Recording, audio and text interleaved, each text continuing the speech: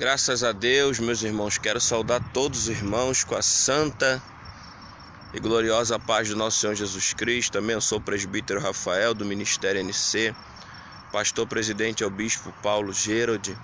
Eu quero compartilhar uma palavra revelada do coração de Deus. Eu tenho certeza que Deus ele vai falar com você. Amém.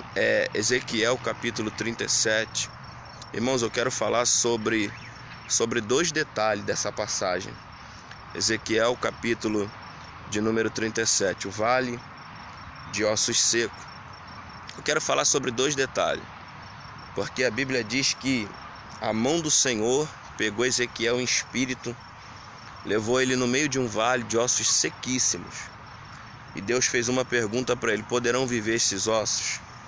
Ele disse: Senhor, tu sabe. Eu quero ressaltar dois detalhes aqui da revelação de Deus que chama a nossa atenção. Primeiro, quem está profetizando. E segundo, o objetivo da profecia.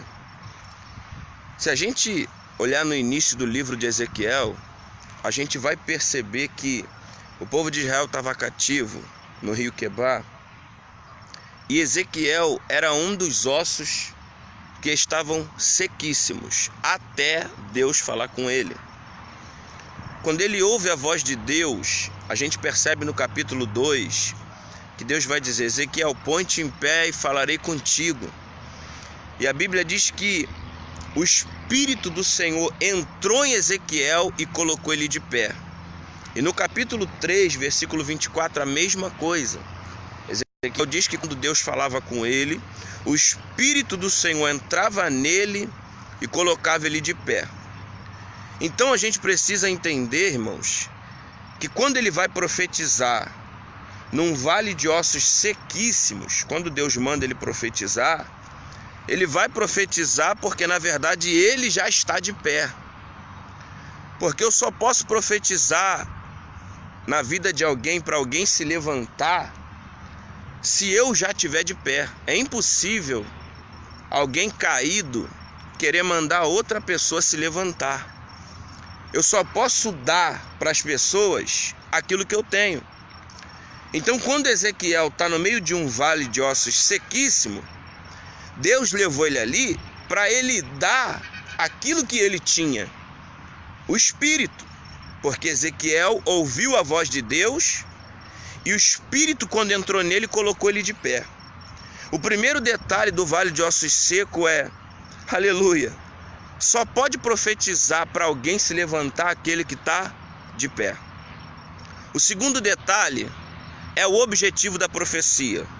O verso de número 7 diz assim: então profetizei como se me deu ordem, e houve um ruído enquanto eu profetizava, e eis que se fez um reboliço.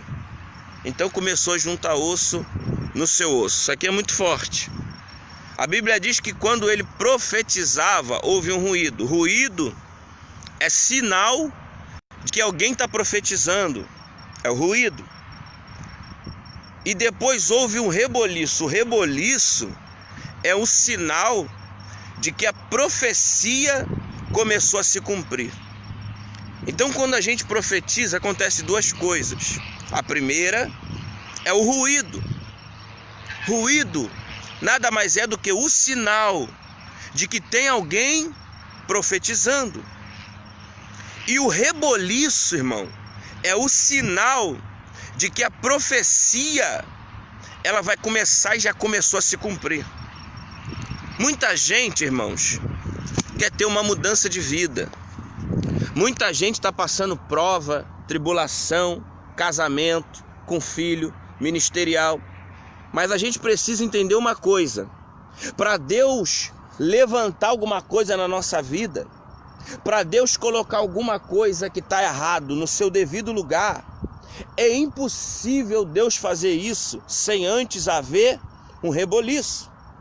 As pessoas querem que Deus opere no casamento, na vida do filho que está rebelde, na vida da filha que não quer saber da igreja, mas elas não querem aceitar o reboliço de Deus. Quando Ezequiel profetizou, houve um ruído, porque ele está profetizando. É o sinal de que tem alguém profetizando, um ruído. começou alguma coisa a se mover. E o reboliço, irmão, é porque Deus começou a botar tudo que estava destruído e fora do lugar e sequíssimo no seu devido lugar. É impossível Deus consertar alguma coisa, restaurar alguma coisa, sem operar um reboliço. As pessoas querem que Deus opere, mas elas não querem aceitar o reboliço. Quantas mães estão chorando agora pelos seus filhos, dizendo: Deus, transforma meu filho, faz a obra na vida dele, está rebelde. Aí o filho sofre um acidente, aí o filho é preso, aleluia.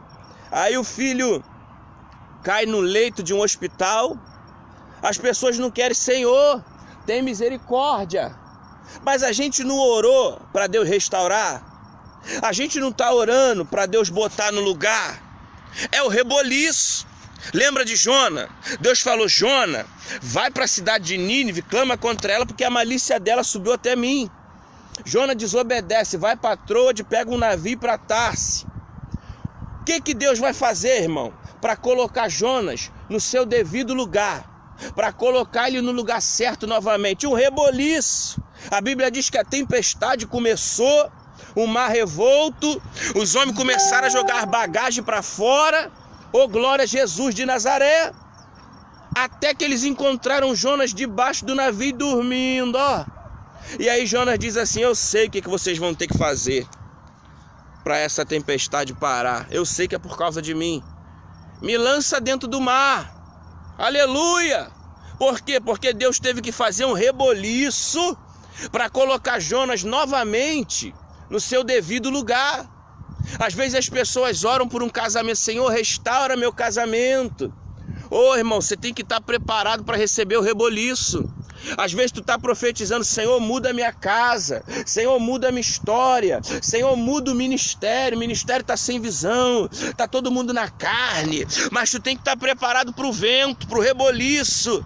É impossível, irmão, Ezequiel profetizar no vale, os ossos secos se levantar, sem antes haver um reboliço. O reboliço é o sinal de que a profecia começou a se cumprir. Então, se começou a ventar no teu trabalho, é que tem uma profecia de Deus começando a se cumprir. Se começou a ventar no teu casamento, é porque tem uma profecia de Deus começando a se cumprir. Se o teu filho está reclamando, se a tua filha está reclamando, se alguma coisa que estava dando certo parou de dar certo, aleluia, se alguém que era teu amigo deixou de ser teu amigo, é porque a profecia de Deus está começando a se cumprir. Porque para Deus cumprir o propósito de bênção, de restauração, ele precisa fazer um reboliço. É quando Elias profetiza, aleluia, contra Acabe, dizendo assim: olha, não vai chover mais, nem orvalho, nem chuva, durante 3 anos e 6 meses. Aleluia, o que ele tem que fazer? A Bíblia diz que Deus fala assim: Elias, vai lá, aleluia, para o ribeiro de Querite, fica lá. Ô glória, mas Senhor, profetizei, mas vai agora para lá, porque eu tenho ordenado aos corvos que te sustente. Aleluia, por quê? Porque Elias profetizou, agora a profecia começou a se cumprir, então vai haver um reboliço na vida dele. Ele vai ter que ser sustentado pelos corvos. Por quê? Porque está tendo um reboliço. E reboliço é assim. Quando Deus começa a fazer um reboliço, irmão, quando uma profecia começa a se cumprir, a gente passa a ser dependente dele. Eu nunca vi, aleluia, Deus restaurar alguma coisa, levantar alguma coisa, sem haver um reboliço. Neemias vai para Jerusalém restaurar os muros. A Bíblia diz que Sambalate, Tobi e Gesem começa a se levantar, querer causar um reboliço. Ô glória a Jesus! Enquanto a cidade estava destruída, irmão, não acontecia nada. Ninguém se manifestava, ninguém queria saber. Mas quando Neemias colocou no coração: eu vou lá, vou ajudar os meus irmãos, porque a cidade está na miséria, os muros estão fendidos, aleluia, então eu vou lá e vou restaurar. Quando ele chega para restaurar, começa um reboliço. Sambalate, Tobi e Gesem começa a se levantar. Por quê? Porque uma profecia está prestes a se cumprir. Então, 2 coisas que eu vejo na passagem de Ezequiel, capítulo 37. A primeira é, para alguém profetizar, para Deus operar na vida de alguém, primeiro, essa pessoa tem que estar de pé. Eu vou deixar para os irmãos que estão nos acompanhando comentar. A nossa geração é uma geração que profetiza para muita gente se levantar. Mas como é que ela está? Será que ela está de pé? Quantas igrejas a gente vê? Tem muito irmão se achando profeta, se achando muito aquilo que não é, querendo profetizar. Mas será que quem está profetizando para a nossa vida, para a nossa casa, está de pé? Será que quem está profetizando está no Gálatas capítulo 5? Rafael, como é que eu sei que alguém que está profetizando, se a pessoa está de pé? Gálatas capítulo 5, as obras da carne e as obras do Espírito. Jesus falou, pelos seus frutos os conhecereis. Tem muita gente dando mau testemunho, querendo profetizar no altar para aqueles que estão caídos se levantarem, e na verdade nem ele, nem ela ainda conseguiram se colocar de pé. Então, irmãos, Deus só pode levar no vale de ossos secos para profetizar, para ver uma restauração, aquele que primeiro se colocou de pé. Por que Ezequiel vai profetizar? Porque no capítulo 2, quando Deus falou com ele, o Espírito do Senhor entrou nele e colocou ele de pé. E eu deixo para os irmãos comentar. Você conhece alguém que gosta de profetizar na vida dos outros aquilo que ele próprio não consegue viver? Você conhece alguém que quer orar, que quer pregar, que quer entregar profecia, visão, revelação, que quer fazer a obra de Deus de qualquer forma? Na verdade, nem eles se colocaram de pé, mas estão querendo ver outros se colocando de pé. Nem eles estão conseguindo ouvir a voz de Deus, mas eles estão insistindo que a gente ouça. É impossível um vale de ossos secos se levantar com vida se aquele que está profetizando para ele se levantar está morto. Ezequiel primeiro recebe vida. Espírito de Deus entra nele. Quando Deus entra nele, aí sim ele vai poder levantar aqueles que estão mortos como ele outrora estava. Porque Ezequiel também, irmãos, era um osso desse vale de ossos sequíssimo. Ele só foi levantado porque ele ouviu a voz de Deus e o Espírito colocou ele de pé. Então, duas coisas no vale. Primeiro, quem profetiza tem que estar de pé para levantar alguém. Segundo, para a profecia se cumprir, tem que haver um reboliço. E eu vou deixar só mais uma revelação para os irmãos e vou finalizar. 4 estágios é o vale de ossos secos. Primeiro, junta-se osso ao seu osso. Segundo, nasce nervos.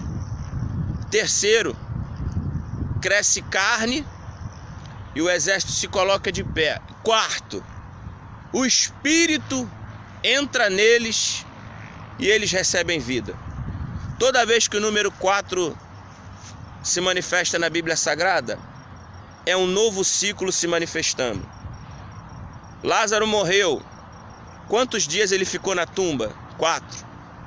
Quando Jesus vai chamar ele para fora, se passaram 4 dias, porque ele morreu, se fechou um ciclo de vida.